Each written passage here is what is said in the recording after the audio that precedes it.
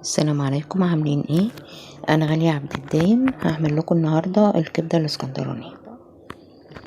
بص شكلها جميل ازاي. تعمل سندوتشات تاكليها مع مكرونه، يبقى طعمها جميل، وخصوصا لما يكون سبايسي. بصوا جميلة، شكلها جميل ازاي، خصوصا بالفلفل لما يكون سبايسي. يا ريت تدعموني بلايك وشير لو سمحتوا. جنبها شوية مكرونة تبقى جميلة موت. هتجيبي الطاسه وتحطي فيها زيت. انا حطيت الزيت ده عشان عندي كميه الكبده كبيره شويه. بعد كده هنجيب الثوم، في حدود ممكن راس ثوم.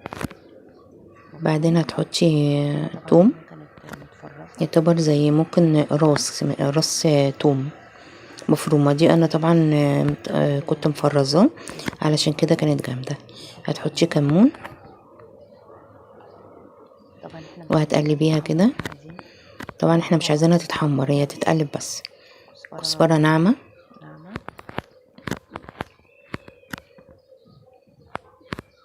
المهم ايه ان انتي وملح تقلبيها. احنا مش عايزينها تبقى متحمرة، عايزينها تبقى برضو ايه يعني ايه تقلبتين كده بس.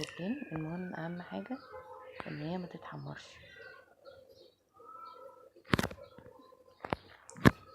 التوم طبعا طلعته من الفريزر على طول على الطاسة، عشان كده ما فكش بسهولة. الكبدة كلها على بعضها ما بتاخدش 10 دقايق. هنا هنضيف الكبدة والبهارات اللي احنا ضفناها عليها، وهتقلبيها طبعا مع الزيت والبهارات اللي احنا حاطينها. طبعا الكبده لما بتسيبيها مده طويله بتشد، بتبقى زي البلاستيك، فهي مبتاخدش كمان اقل من 10 دقايق او زي البلاستيك. تقلبيها كده مع الثوم والبهارات.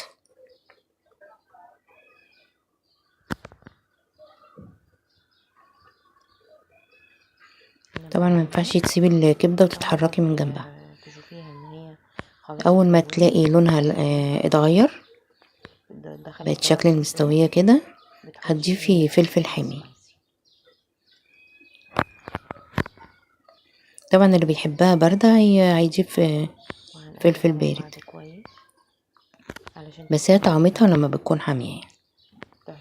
بعد كده هتعصري عليها ليمونه، وممكن تضيفي خل. طبعا تقلبيها عشان تستوى كلها. اهم حاجه بس ما تسيبهاش على النار كتير بحيث ان هي ما تشدش منك.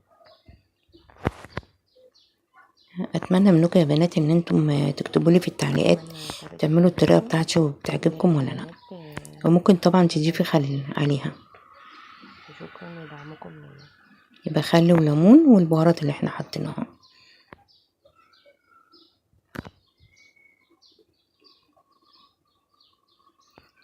شكرا لدعمكم ليا ومتابعتكم ليا. بص جميله ازاي، شكلها تحفه.